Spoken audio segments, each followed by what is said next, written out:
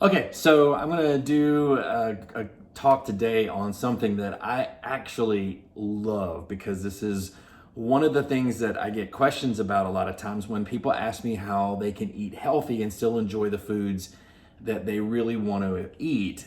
One of those items is pizza. I get asked probably once a week from people that say, how do I eat pizza healthy, or should I just use it as a cheat meal? Which, if you've listened to anything I've done before or know me well, you know that I absolutely hate the idea of a cheat meal or a cheat day or a cheat anything. The idea of a cheat just means that you have a really bad mindset about what you're eating, and your whole idea behind dieting and nutrition is just completely out of whack. So if you consider pizza a cheat meal, or you even say cheat meal to me, I'm gonna smack you about the face. But this question comes to me all the time about how can I have pizza in my diet? And since I eat pizza at least once a week, that is absolutely true. I thought I'd share with you guys how I do it and how it's possible to include foods like this and not feel guilty or not think about them as being cheat meals.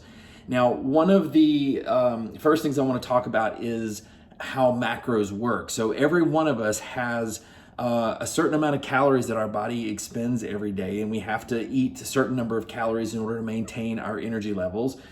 We also need a certain amount of protein in order to rebuild our muscles. We need a certain amount of fat to maintain our healthy hormone levels and our brain functions, and we need carbohydrates for the fuel, like how to get there. See, so you guys who are keto and low carb, I hate to say it, but to me, you're just crazy. I think it's absurd that you think that this is a healthy long-term lifestyle. Your body needs carbohydrates and forms to be able to have fuel. And so I don't really give a shit what you say to me or what you post below about keto and how great it is. I'm never going to subscribe to those as a lifestyle. It's a diet. If you need it, it's medically, there's some medical stuff behind it that is a reason to do keto, but this is not what we're talking about today. So, but what I am talking about is the fact that I can include this kind of food in my healthy meal plan and never really blow my macros at all. It's just not, doesn't happen. So as long as you know your macros, you can calculate anything like this into your everyday meal plan and have pizza whenever you feel like having it. You just need to know how much of it you can have that fits your macro plan. That's really the only debate that we need to have. So let's talk a little bit about how I do pizza, how I make my pizza, and what I think about ingredients on pizzas. Okay, so for first things first, I'm gluten intolerant, so I can't have gluten. I do eat gluten occasionally for things that I'm just randomly out doing something and there's no option. I'll have some gluten. It's not like I'm celiac or that I'll end up in the hospital and can't breathe or anything with gluten.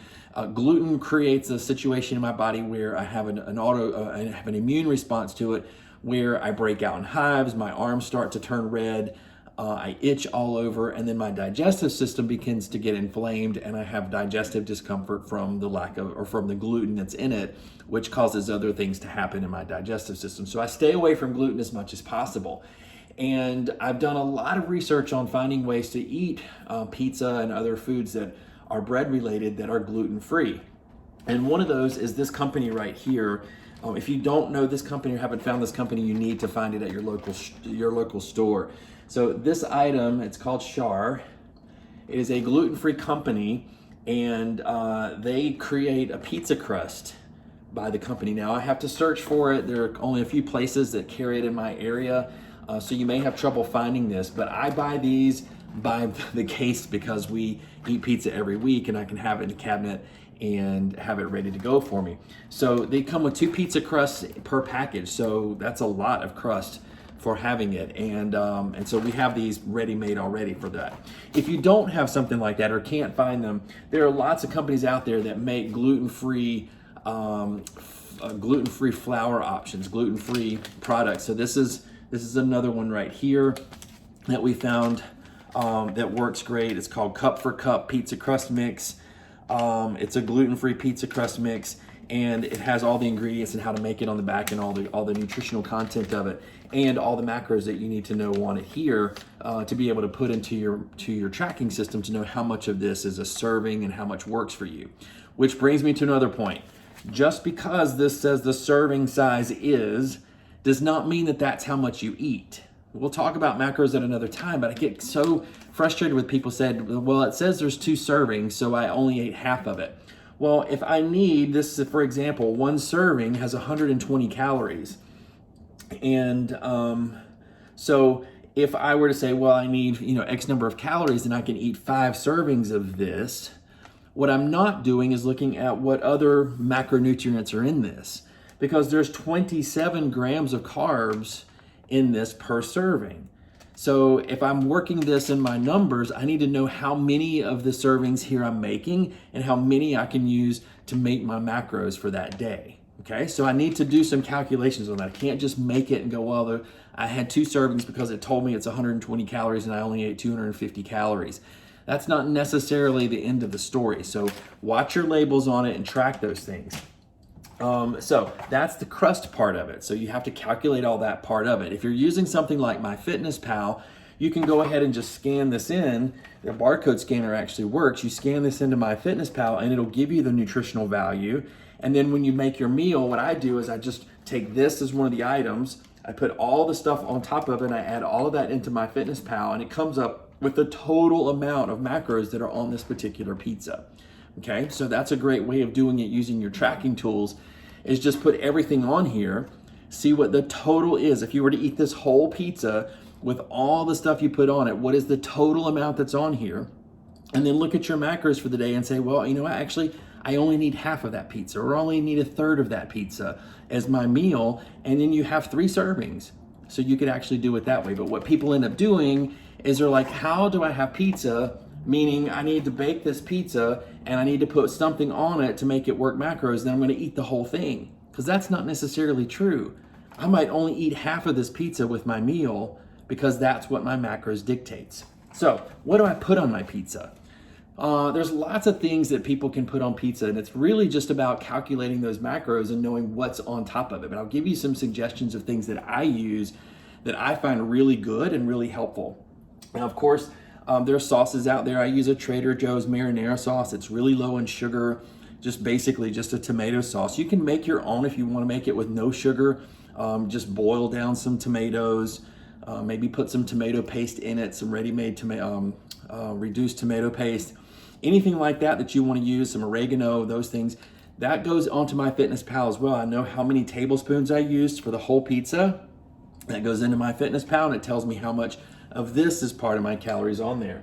So then I have a couple of really good tips for things you can put to add a lot of bulk to your pizza that doesn't have a whole lot of calories or very many nutrients that your body is going to rack up points against it. So one of them is mushrooms. Mushrooms are literally nothing. There's nothing in a mushroom. It's so low in calories, so low in carbs and protein, it's really nothing. So you could do a whole pizza covered in tons and tons of mushrooms. There's so much food there that you get nothing nutritionally wise by putting all those on there. So use things like this to create bulk in your food. It creates fiber. There's some fiber in here and some basic nutrients, but you can use this whole can and really not blow any macronutrient out of water. The other one is olives. So this is a can of black olives. You can use green olives, you can use Kalamata olives, you can use black olives, but olives are another one of those things that has tons and tons of meat, quote unquote meat to it and taste, but has very little nutritional value to it. So it's a really good option for putting something like this on there to make sure that you have like good stuff that your body can use, but without blowing your carbs and your proteins and fats. Now, something else I love is, and I've got this wrapped up so you can't really see it, but we use beets on ours. So regular beets, purple beets. We cut these up into little cubes. We put them in a pan, a little bit of olive oil and salt and pepper, stick them in the oven and broil them, grill them so that they are soft and tender.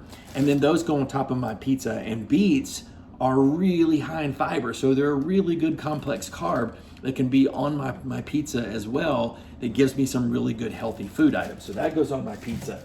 Another thing that I put on my pizza is I don't do a lot of meats. I don't eat a lot of meat, and meat, as you've seen in another video before, especially red meats and processed meats, tend to be high in inflammatory responses in the body.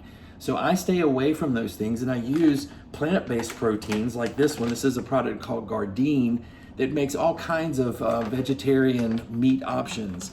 And this one happens to be gluten-free, so I can use this one, and it's little beef, quote unquote, beef crumbles.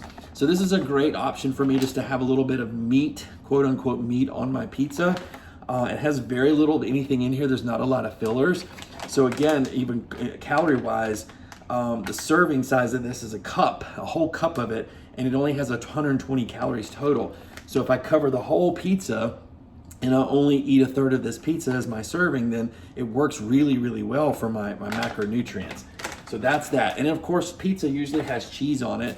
And one thing that I choose to use is something like goat cheese on mine. We put goat cheese on our pizza quite often. In fact, goat cheese and the beets is an amazing flavor for the pizza. It's unbelievably yummy.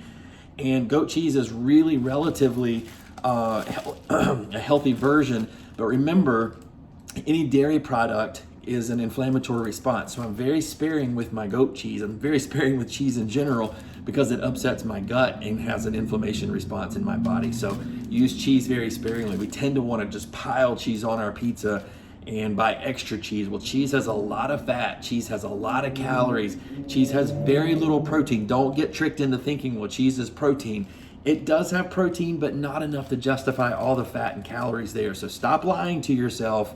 Stop putting cheese on everything. Stop thinking cheese is a great snack, but use it sparingly on things like this pizza so that you do get some good healthy fat and some healthy protein along with your meal, okay? So those are things that I put on my pizza, and then we take that, we put it in the oven, we cook that out on the oven, get it nice and crispy and brown, and then when you've calculated all of those things into MyFitnessPal, it'll give you an entire calorie count with protein, carbs, and fats, all of your numbers in one nice little piece. So now I know how much is on this pizza. And we've calculated this out. We do this every single week. We already know what it's gonna be. We have everything measured out, so it's really simple for us. And I know that the whole pizza has to be cut in half, and that perfectly works into my macros every single day. Every time that we eat it, works perfectly into my macros on that day if I just eat half of that pizza. So now I can enjoy pizza, and if I really am hungry and need something additional, for me, I can afford a lot of calories, I'll have a salad with it. Salad has very little of any nutrient value to it. Light on the dressing, light on any of the toppings, but just giving some roughage in the salad helps really fill me up with that half a pizza, and that's my dinner. So don't think you can't have foods like this. Don't think that they're cheat foods. Don't think that they're against the rules. Learn how to put those things into your macronutrients. Learn how to calculate these things. As long as you can learn how to calculate. That's why I go back to tracking food so often and tell people track everything. Get really familiar with how to weigh food and how to calculate your food so that when I do have pizza, I know exactly what I'm putting in my body and I don't have to guess. Because I guarantee you, if you sat down and ate pizza and you just started throwing everything on here and you're like, well, I'm only gonna eat half that pizza, you still don't know what's in it. You still don't know how it's affected your macros for that day. So at the end of the day, I still can't help you figure out how it works in your diet. So I hope that helps you. Hope that helps the gluten-free people, because these are some really good suggestions. And if you can find these jars, I'm telling you, they're a lifesaver for pizza eaters. So hope that helps. Get experimental with your pizza. Find other things you can do out there on your pizzas and send me a message and let me know what you would include on your pizza. I'd love to hear what you do with yours. All right, that's it for today. Hope you guys have a great afternoon. Have a great evening. I'll see you next time.